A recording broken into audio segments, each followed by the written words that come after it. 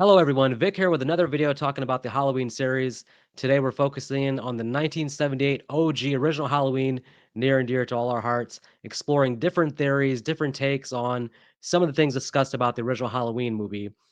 Now, famously, when John Carpenter sat down to write Halloween 2, he had no idea where to take the story. He felt like the story was complete, but because of money or contractually, he had to write Halloween 2. So famously, while inebriated, maybe having Star Wars on his mind, he came up with the idea that Michael was in fact Laurie Strode's sister. Now, that does work for most of the franchise, but as we shine a spotlight back on the original Halloween, is there anything in the original Halloween within the movie that suggests that they could be siblings? That's what I want to talk about today as our first theory. Were they actually siblings going strictly by what we see in the original Halloween? Well, of course, original Halloween opens up with Michael Myers killing his actual sister, Judith Myers. Young Michael, of course, decides to go crazy one Halloween, stabbing his sister, sent to the mental hospital where he is at the beginning of this movie, original Halloween, where he's going to escape at 21 years old. Now, now, I guess one question we have to ask is what made Michael escape at 21 years old? What was the motivation for him to wait till that exact moment to escape to go back to Haddonfield? Well, if he knew about Laurie Strode being his little sister, some kind of mind connection, or somebody gave him the information, it would make sense that he would escape to go kill Laurie Strode. But I have to wonder how old was Judith Myers when that killing took place? Because if she was 17 when that happened, it would make a lot of sense. And now he's going after Laurie when she turned 17. Maybe so, but for that to work, Judith Myers definitely has to be 17 when that killing took place. So, okay, either way, Michael escapes on his 21st birthday back to Haddonfield. Let's go with the idea that he's going back to kill his sister. Okay. When he gets to Haddonfield, he of course is going to break into the costume shop. He's going to get his mask, get some rope, get a couple things, get some supplies. And then he seems to go hang out at his house, the Myers house. Of course, naturally, there's no place like home, so Michael goes and hides home. Now, if he was after his sister, Laurie Strode, upon arriving at Haddonfield, would he instantly go to stalking her? Let's say he wants to rest a little bit. He wants to come up with a plan. So he goes to the Myers house first. I guess one question comes to mind that if he's after his sister, Laurie Strode, does he actually know what she looks like? I mean, how would he know what she looks like? I mean, we have to assume that he hasn't seen her in a long time, but again, maybe some kind of mind connection. He's had visions of Laurie Strode, so he knows what she looks like. So when we first see Michael in Haddonfield, he's hiding at the Myers house. And let's just say, for the sake of argument, that he's just there to come up with a plan. At some point in the day, he's going to leave the house and then go after his mission to take out his sister. Lucky for him, by sheer osmosis, sheer coincidence, Laurie Strode is dropping some keys off at the Myers house. And so Michael looks out the front door and says, "Whoa, there's my sister right there, Laurie Strode. This is amazing. I don't have to go out looking for her. She came to my house. Maybe she has a mental connection with me and knew I was here." So lucky for Michael, there's no investigation, no detective work that has to be done here. Laurie comes to his house, and now he walks out the Myers house, and now he has his eye set on Laurie, his sister. He's going to stalk her for the rest of the day. Thank goodness for this amazing coincidence that he didn't have to go find Laurie, she came to him. But come on, even as I'm saying that, that doesn't really make sense. It seems more like just this sheer coincidence that Laurie came to the Myers house, and because she's the first person to come to the Myers house, Michael instantly takes a liking to her, gains a sort of brief obsession with her, and now is going to spend the day stalking her with the idea of killing her at the end of the night. That makes way more sense, of course.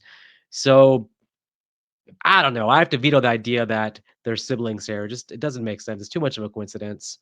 Okay, but one thing we can say is that if they're not sisters, maybe Laurie Strode resembles Judith Myers, although I'm going to say no to that also based on the Judith we saw at the beginning of the movie. If anything, Annie seems to resemble Judith Myers more than Laurie does. Now, that begs us to our next question. If they're not sisters here, then, if they're not brother and sister, then Michael's obsession with Laurie, is it actually an obsession with her, or is she the catalyst for him to be introduced to his true target of the movie, his true victim, is that actually Annie? Is Annie the one that Michael actually turns his sights to? Is that who he's actually after for most of the movie? Well, I saw this online on Reddit, and it made me curious because the second half of the movie is very Annie focused. Annie is never really presented as our main character, but she gets a bulk of the screen time in sort of the middle to second half of the movie. I would say that Annie gets the bulk of the screen time. So it is curious that Michael spends so much time focusing on her. But in the first half of the movie, Michael definitely is stalking Laurie throughout the day, clearly hangs in Laurie's backyard, seems to be after her. But there's one moment in the movie that could indicate that it could be the turning point where Michael now turns attention to Annie.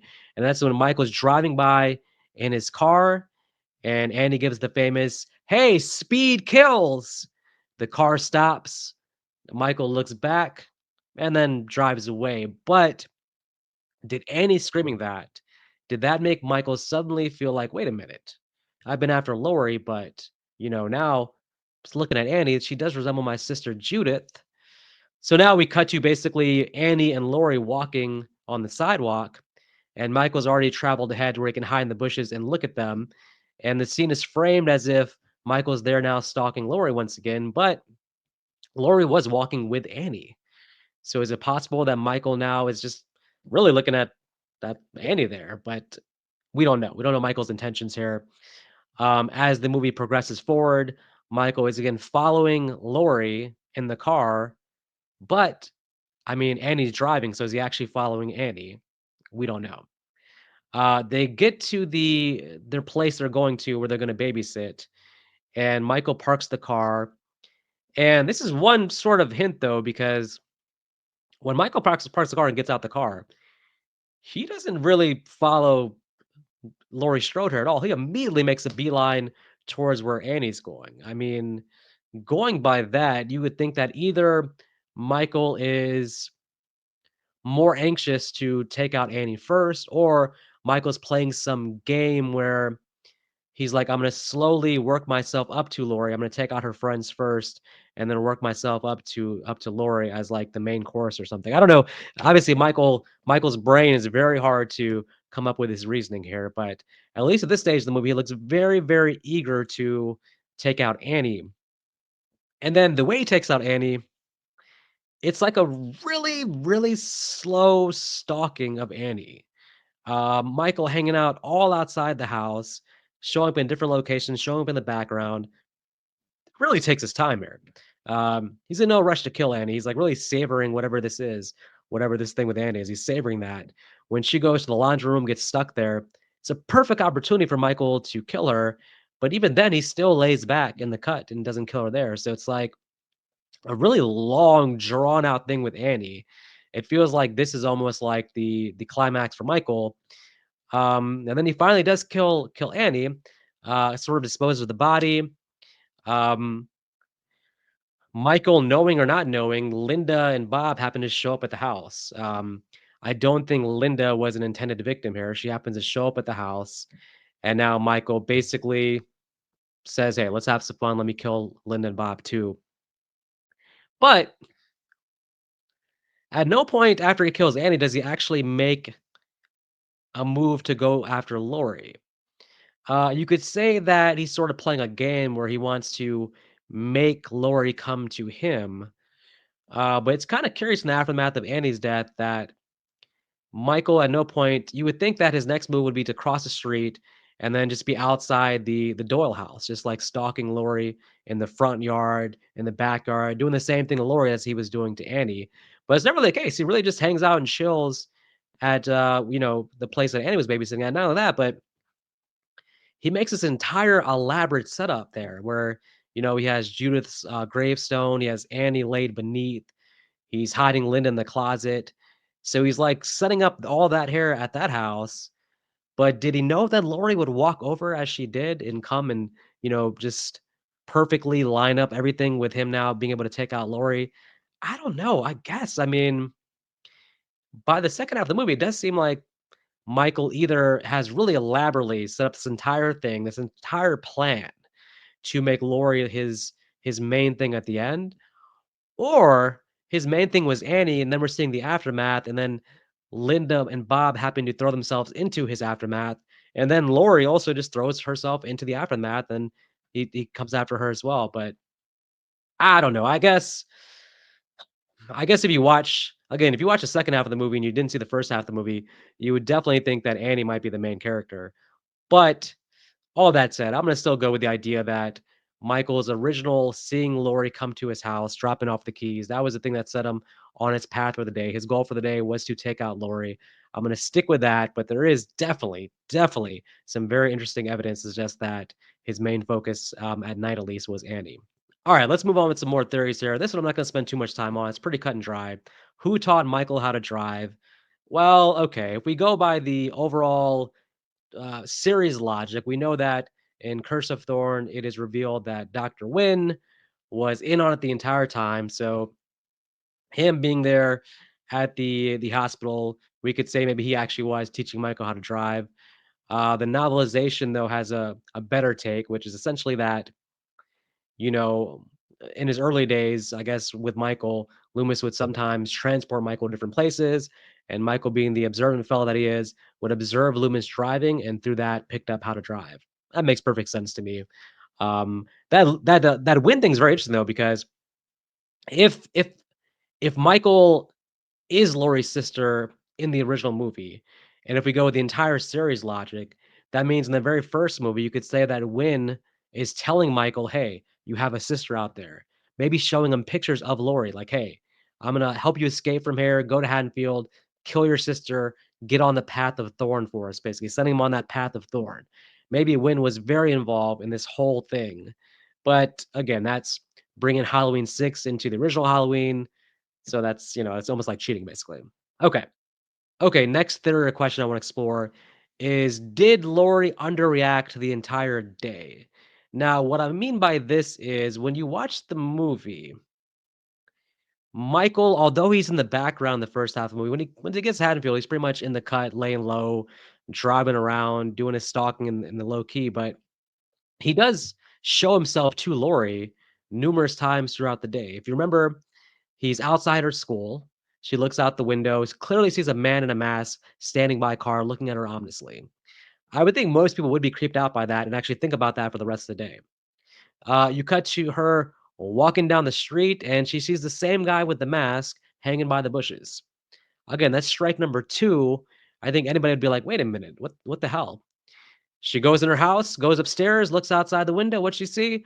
The same guy with the mask hanging in the yard. Now, I don't know if this was actually Michael there, like a kind of a her mind playing tricks with her because she's looking at him without turning away, and Michael just disappears. Michael is super fast, but that would have been straight teleportation. So I don't know. But either way, that's three instances where you've seen a man in a mask hanging around. I know it's Halloween, so you could assume that, hey, people wear masks around Halloween and that this is someone just like messing around. But I mean, Michael looks like a grown man here, and a grown man showing up in certain places where he's like looking at you in that kind of way. I would think she would take that as almost more of a threatening thing, but she doesn't really react to it. Now, does she would it be overacting for her to say, "Hey, let me tell the police about this," or "Let me stay in the house"? Maybe that's an overreaction, but she's best friends with Annie, whose father is the sheriff. So she could easily, I mean, at one point she even runs into Sheriff Brackett. She could easily tell Sheriff Brackett, "Hey, like, what should I do here? Like, I've seen this guy hanging around all day. He seems to be like, if not after me, he seems to be keeps showing up where I'm going. Like, should I be worried about this? What should I do?" She could have easily consulted Brackett on that. Now, on top of that, when Laurie and Annie drive by the store where Michael had broken in to get his mask, Brackett even tells them like, "Hey, the person here stole a mask." I'm not saying that Laurie's like red flag meter should be going off, but she could easily, if she's been thinking about the guy in the mask, hearing Brackett say that, "Hey, someone stole a mask from the store," could easily again put in her mind like, "Hey, this could be the same guy that I've been seeing all day. I've been seeing a mysterious guy with a mask all day. Brackett's telling me a guy stole a mask from the store. Let me again tell Brackett that I've seen a guy with a mask."